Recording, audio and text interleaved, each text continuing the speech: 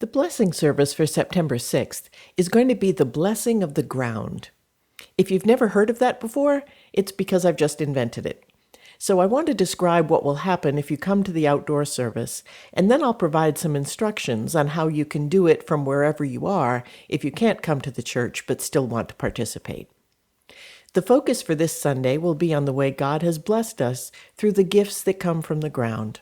The food we eat, the trees that give us shade and produce oxygen, the plants that provide medicine, the rocks that we use to build, the ground itself that provides a foundation for our buildings, the soil that nourishes our gardens, the grass on which we play and picnic, all that and more. To show our gratitude for those gifts, we'll return a gift of blessing. But how will we do that? To begin with, masks are mandatory for all gatherings in Massachusetts if you're over the age of 2, so wear yours and practice social distancing, both when we're seated and when we start moving around. For all of these services, you'll also need to bring the mask, a chair, and your own communion elements. Specifically for the blessing of the ground, we're also asking everyone who comes to bring non-perishable food items for the food pantry. Then we'll gather outside the front of the church and celebrate the sacrament of Holy Communion. We'll have one of our nursery attendants to watch children in the playground if you'd like to take advantage of that. But children are also more than welcome to participate in the regular service, which is very child-friendly. After communion, I'll recap the instructions I'm giving here, and then we'll do the blessing itself, which will involve moving around the property for those who are able. For this, you'll need to bring something to carry water.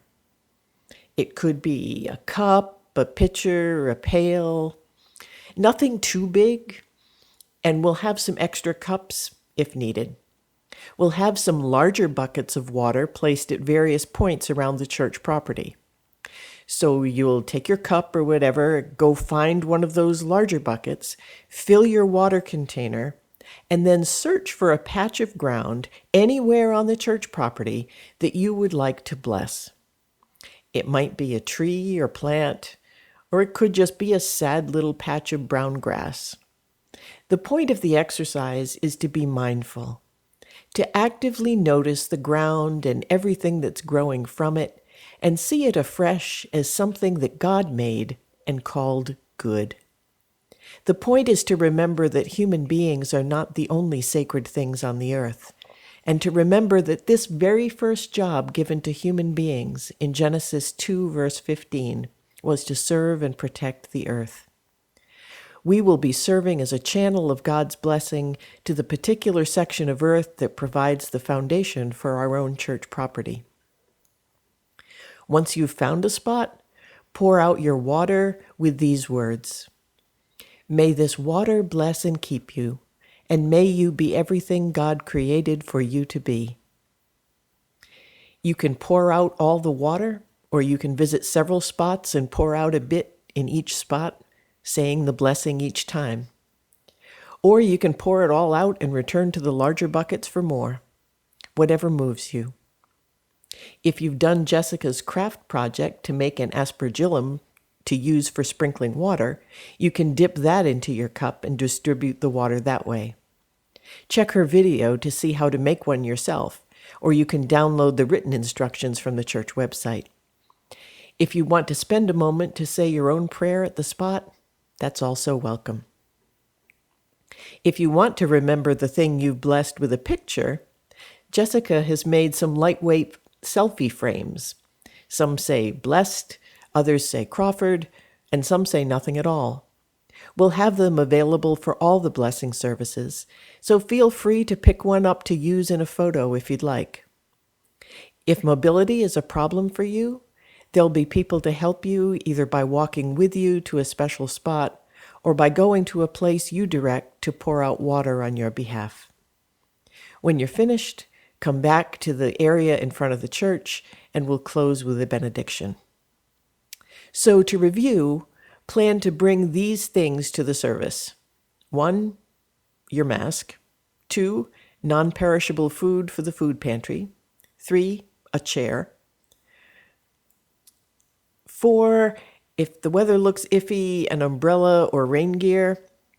5, your own communion elements, and then 6, a cup or pitcher or pail or something to carry the water.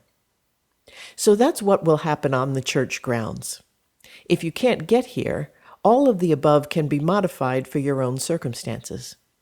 For communion, you can do it together with us on the live stream, which will be shown on both YouTube and Facebook. That live stream will be recorded also, so you can watch it later if you're not available at 10 a.m. If you want to contribute something to the food pantry, you can bring it by the church on another day, or maybe ask someone to drop it off for you.